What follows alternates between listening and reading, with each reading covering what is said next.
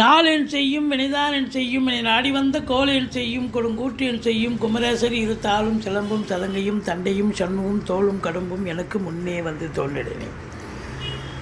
ஹரிநாராயண துரித நிவாரண பரமானந்த சதாசிவ சங்கர். யோகிராம் சுரத்குமார் யோகிராம் சுரத்குமார் யோகிராம் சுரத்குமார் ஜெயகுருராயா. உலகெங்கிலும் வாழ்ந்து கொண்டிருக்கும் நேயர்களுக்கு டாக்டர் சைதே ராஜாவின் அன்பான வணக்கங்கள். நாம் இப்பொழுது இந்த எபிசோடில் சனி பகவான் வக்ர நிவர்த்தி பெறுகிறார். நவம்பர் 4ஆம் தேதி முதல் சனி வக்ர நிவர்த்தி பெறுகிறார். 2026 பிப்ரவரி 23ஆம் தேதி வரைக்கும் கும்பத்தில் நேர்கதியில் சனி பகவான் பயணம் செய்கிறார்.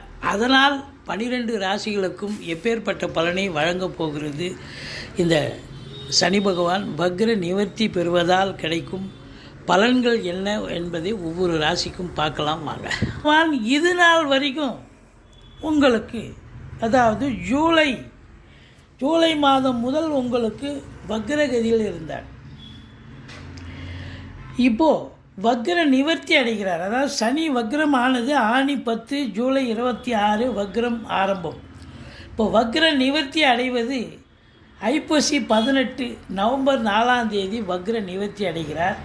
இந்த வக்ர நிவர்த்தி பெறுவதால் இந்த சனி பகவான் வக்ர நிவர்த்தி பெறுவது ஒரு நல்ல விஷயம்.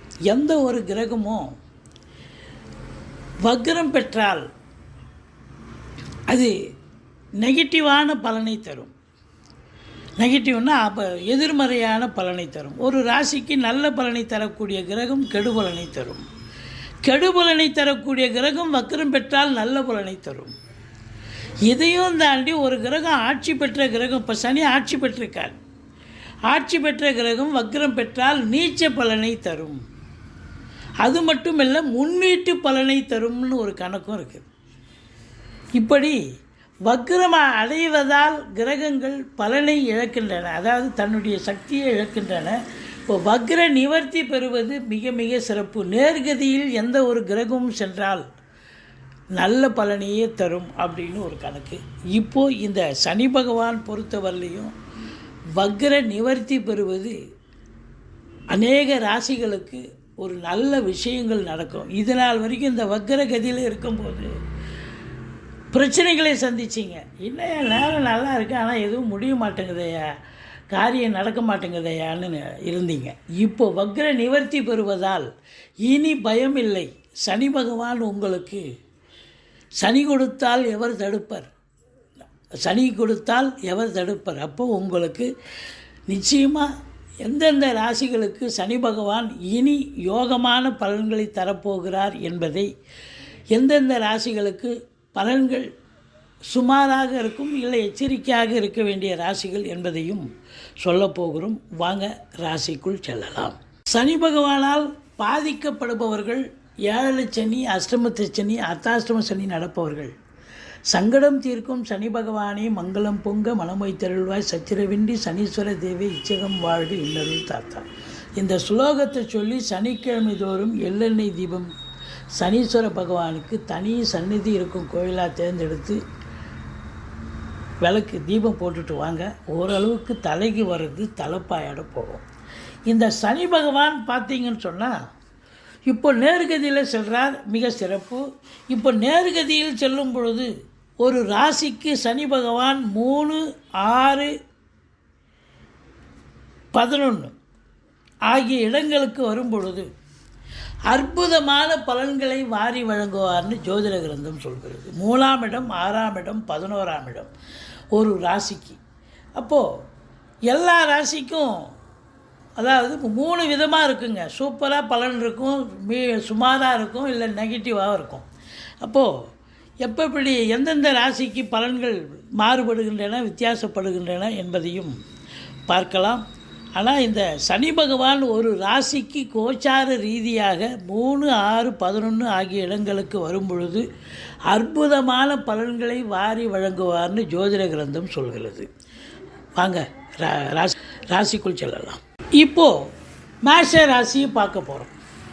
மேஷ ராசி காலபுருஷனுக்கு முதல் ராசி. அஸ்வினி, பரணி, கார்த்திகை முதல் பாதம் உள்ளடக்கியது.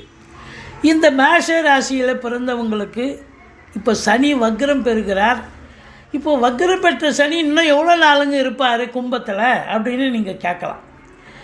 2026 பிப்ரவரி 23 அதாவது மாசி மாதம் தமிழ் தேதியை குறிப்பிட்டால் மாசி 11 வரைக்கும்,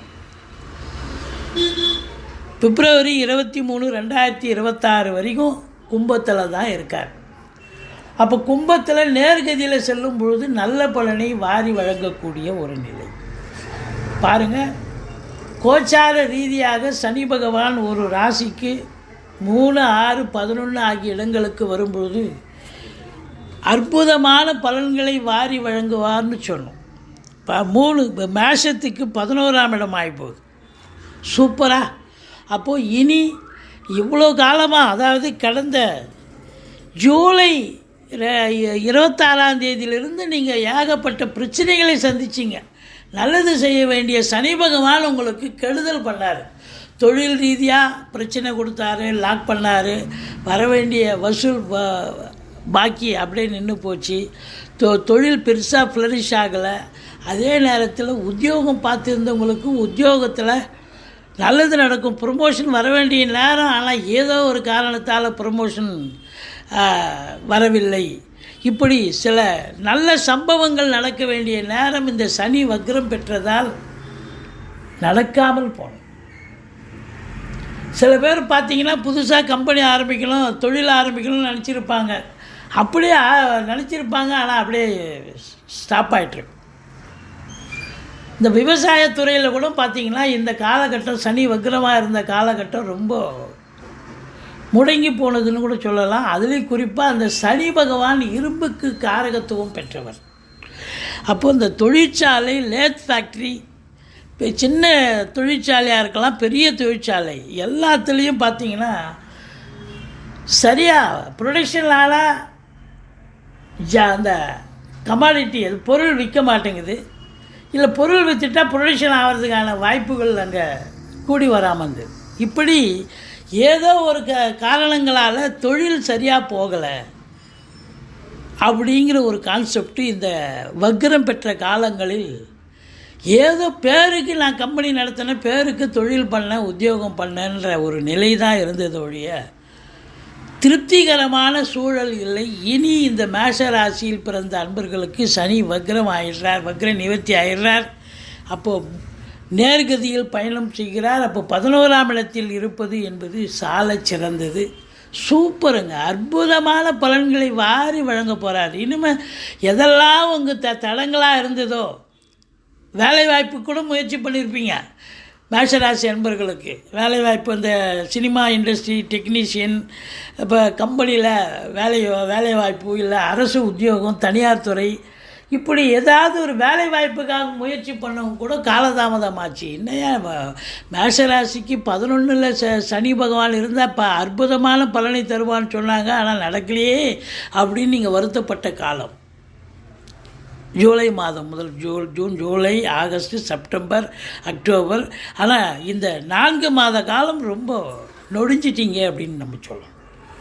இப்போ இனி உங்கள் காட்டில் மழைங்க. இந்த மேஷ ராசி அன்பர்களுக்கு இனி கதவுகள் திறக்கப்படும்.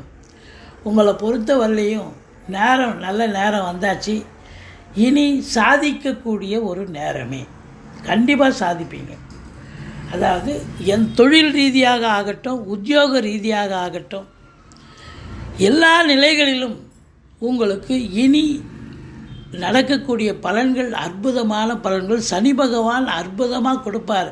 சனி கொடுத்தால் யார் தடுப்பாருங்க? சனி அதுவும் 11ஆம் இடத்துல அலாதியான ஒரு பலன், சூப்பரான பலன். அவர் வீட்டில் 11ல் உட்காந்துருக்கார். இப்போ அற்புதமாக தருவார், நல்லா தருவார். உங்களை பொறுத்த வரலையும் சனி ஸ்தான பலம் சூப்பர்னு சொல்லிட்டோம். இப்போ பார்வை பலத்தால் இந்த மேஷ ராசிக்கு சில கெடுதல்களும் இருக்கும். அது என்னென்னு பார்க்கலாம். இந்த 5ஆம் இடத்தை சனி பார்க்குறாருங்க. 5ஆம் இடத்தை சனி பார்க்குறதால பிள்ளைகளுக்கும் உங்களுக்கும் இடர்பாடுகள், எதிர்ப்புகள் வரும்.